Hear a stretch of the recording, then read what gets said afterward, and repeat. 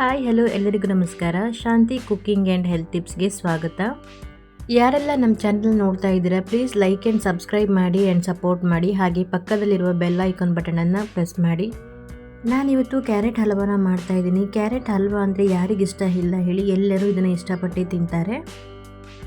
ನಾನಿಲ್ಲಿ ಕ್ಯಾರೆಟ್ ಹಲ್ವಾ ಮಾಡಲಿಕ್ಕೆ ಒಂದು 5 ಕ್ಯಾರೆಟನ್ನು ತಗೊಂಡಿದ್ದೀನಿ. ಅದನ್ನು ಚೆನ್ನಾಗಿ ತೊಳೆದ್ಬಿಟ್ಟು ಸಿಪ್ಪೆ ಎಲ್ಲ ತೆಗೆದು ಸೈಡಲ್ಲಿ ಎತ್ತಿಟ್ಕೊಳ್ತಾ ಇದ್ದೀನಿ.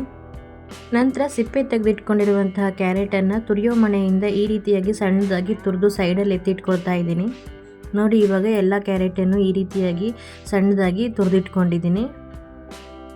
ನಂತರ ಒಂದು ಪ್ಯಾನ್ಗೆ 1 ಟೇಬಲ್ ಸ್ಪೂನ್ ಆಗುವಷ್ಟು ತುಪ್ಪನ ಸೇರಿಸ್ಕೊಂಡು ಡ್ರೈ ಫ್ರೂಟ್ಸ್ನೆಲ್ಲ ಫ್ರೈ ಮಾಡ್ಕೊಳ್ತಾ ಇದ್ದೀನಿ.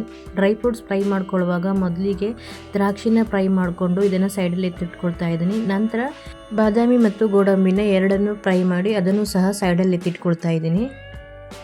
ಇವಾಗ ಅದೇ ಪ್ಯಾನ್ಗೆ ಮತ್ತೆ 3 ಸ್ಪೂನ್ ಆಗುವಷ್ಟು ತುಪ್ಪನ ಸೇರಿಸ್ಕೊಂಡು ತುರಿದಿಟ್ಕೊಂಡಿರುವಂತಹ ಕ್ಯಾರೆಟನ್ನು ಸೇರಿಸ್ಕೊಂಡು ಕ್ಯಾರೆಟನ್ನು ಚೆನ್ನಾಗಿ ಫ್ರೈ ಮಾಡ್ಕೊಳ್ಬೇಕು. ಗ್ಯಾಸನ್ನು ಮೀಡಿಯಮ್ ಫ್ಲೇಮಲ್ಲಿ ಇಟ್ಟು ಫ್ರೈ ಮಾಡ್ಕೊಳ್ಳಿ.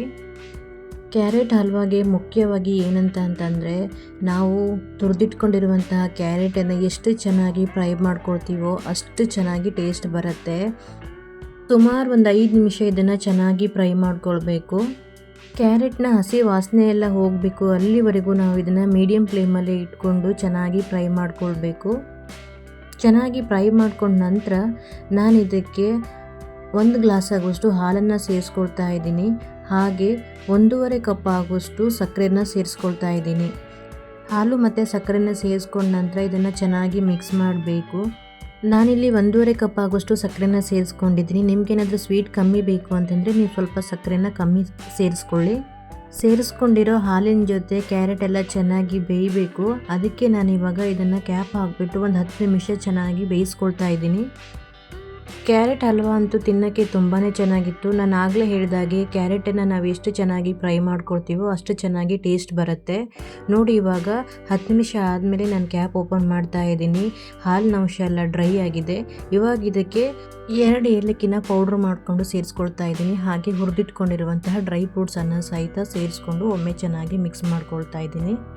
ಹಾಲಿನ ಅಂಶ ಎಲ್ಲ ಕಂಪ್ಲೀಟಾಗಿ ಡ್ರೈ ಆಗಬೇಕು, ಅಲ್ಲಿ ತನಕ ಇದನ್ನು ಚೆನ್ನಾಗಿ ಫ್ರೈ ಮಾಡ್ಕೊಳ್ತಾನೆ ಇರಬೇಕು. ಇವಾಗ ಇದಕ್ಕೆ ಕೊನೆಯಲ್ಲಿ ನಾನು ಮತ್ತೆ 2 ಸ್ಪೂನ್ ಆಗುವಷ್ಟು ತುಪ್ಪನ ಸೇರಿಸ್ಕೊಳ್ತಾ ಇದ್ದೀನಿ.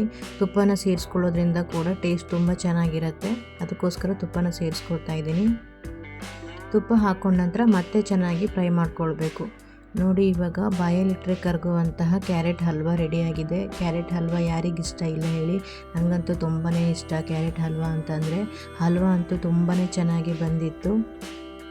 ನೋಡಿದ್ರಲ್ವ ಎಷ್ಟು ಸುಲಭವಾಗಿ ಮತ್ತು ರುಚಿಯಾಗಿ ಬಾಯಲ್ಲಿಟ್ಟರೆ ಕರಗುವಂತಹ ಕ್ಯಾರೆಟ್ ಹಲ್ವಾನ ಮಾಡೋದು ಅಂತ ಹೇಳಿ.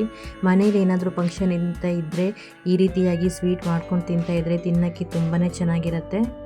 ನಾನು ಮಾಡಿರೋ ಈ ರೆಸಿಪಿ ವಿಡಿಯೋ ನಿಮಗೆ ಇಷ್ಟ ಆದರೆ ಈ ವಿಡಿಯೋನ ನಿಮ್ಮ ಫ್ಯಾಮಿಲಿ ಆ್ಯಂಡ್ ಫ್ರೆಂಡ್ಸ್ಗೂ ಶೇರ್ ಮಾಡಿ.